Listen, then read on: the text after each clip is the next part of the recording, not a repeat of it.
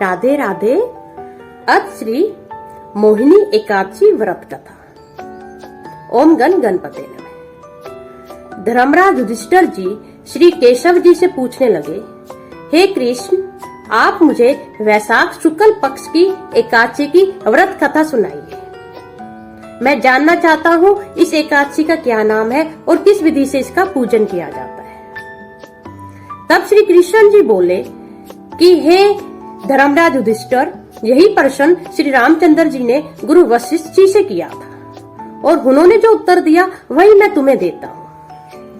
एक बार श्री रामचंद्र जी अपने गुरु वशिष्ठ जी को प्रणाम करते हुए बोले, हे गुरु जी महाराज, मुझे कोई ऐसा उत्तम व्रत बताइए जिसको धारण करके हमें कोई भी दुख प्राप्त ना हो, क्योंकि मैंने जनक नंदिनी सीता के वियोग में बहुत ही दुख झेले हैं। तो श्री गुरु वशिष्ठ जी बोले, हे राम, तुम्हारा नाम अति पवित्र है और बुद्धि उससे भी ज्यादा निर्मल है। तुम सदैव जगत के हित की कामना करते हो। मैं तुम्हें एक व्रत बताता हूँ जिसका नाम है मोहिनी एकादशी व्रत। जो कोई संसार में अत्यंत दुखी मनुष्य है, इसे इस व्रत को अवश्य करना चाहिए। इस व्रत को करने से हमारे सभी पाप धुल जाते हैं और हमारे सारे दुख दूर हो जाते हैं। अब मैं तुम्हें इस व्रत से जुड़ी हुई कथा सुनाता हूँ, तुम ध्यान पूर्वक सुनो। सरस्वती नदी के किनारे एक भद्रावती नाम की नगरी बसी हुई है। उस नगरी में सोमवंशीय राजा घृतमान राज्य करते थे। उसी नगर में एक अति धन और सम्मान से परिपूर्ण एक वैश्य रहता था जिसका नाम धनपाल था। उसके 5 पुत्र थे। उसका जो सबसे बड़ा पुत्र था वह महापापी था। वह सदैव अपने जो पिता का धन था वह वैष्णव में व्यतीत कर देता था। वह वैश्याओं के पास जाता था, गुंडों के पास जाता था, मदिरा पान करता था, जुआ खेलता था। कोई भी ऐसी कोई चीज ऐसी नहीं थी कि वह जो ना करता हो, जो बुरी आदतों में शुमार होती है। इस प्रकार जब वह अपनी बुरी आदतों से पूरे परिवार का नाम डुबोने लगा, तो जो वैश्य था और उसके जो बाकी पुत्र थे, उन्होंने उसे अपने घर से निकाल दिया। जैसे ही वह घर से निकला, वह अपने आभूषण बेच के गुजारा करने लगा, पर जैसे ही उसके आभूषण पूरे खत्म हो गए, उसके बाद वह चोरी करने लगा।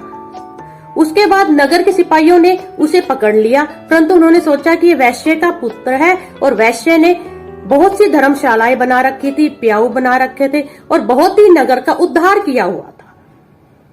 नीम, आम, अंगूर, जामुन के पौधे भी उस वैश्य ने पूरे नगर में लगवाए हुए थे। इसलिए सिपाहियों ने उसे छोड़ दिया क्योंकि वह एक धर्मात्मा पिता का पुत्र था। दूसरी बार फिर वह चोरी करता हुआ जब पकड़ा गया, तो सिपाही उसे पकड़कर राजा के पास ले गए। राजा ने उसे कारागार में डाल दिया और बहुत से दुख दिए। उसके बाद राजा ने उसे नगर के बाहर छुड़वा दिया। अब वह जो है नगर के बाहर जंगल में रह के बहेलिया बन गया और वह पशु पक्षियों को मार मार के अपनी भूख को मिटाने लगा। एक दिन की बात है, वह ऐसे ही भूख प्यास से व्याकुल होके ढूंढ रहा था कि कोई शिकार मिले जिससे मैं अपना पेट भरूं। इतने में ही वह क्या देखता है कि एक ऋषि कौटिन्य नाम के वह स्नान करके आ रहे हैं। जैसे वे स्नान करके आते हैं, उनके स्नान के कुछ छींटे, गीले वस्त्रों के कुछ छींटे उसके शरीर पे लग जाते हैं।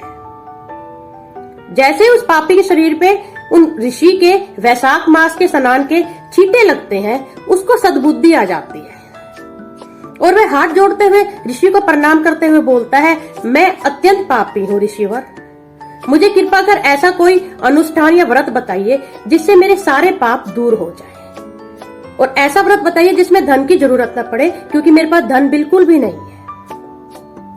तो जो ऋषि कौटिन्य थे, उन्होंने बोला कि अब वैशाख शुक्ल पक्ष की मोहिनी एकादशी व्रत आने वाला है, तुम विधि पूर्वक इस व्रत को करो। इस व्रत को करने से तुम्हारे सारे पाप दूर हो जाएंगे और तुम्हारे सारे दुख दूर हो जाएंगे। और उसने मोहिनी एकादशी का व्रत बहुत ही प्रसन्नता के साथ किया, जिससे उसके सारे पाप धुल गए और वह अंत समय में स्वयं गरुड़ पे बैठ के विष्णु लोक को गया। गुरु वशिष्ठ जी श्री राम जी को बोलते हैं, इस व्रत के समान दुनिया में कोई भी व्रत नहीं है। इस व्रत का फल सहस्त्र गोदान के फल के बराबर है। राधे राधे, धन्यवाद।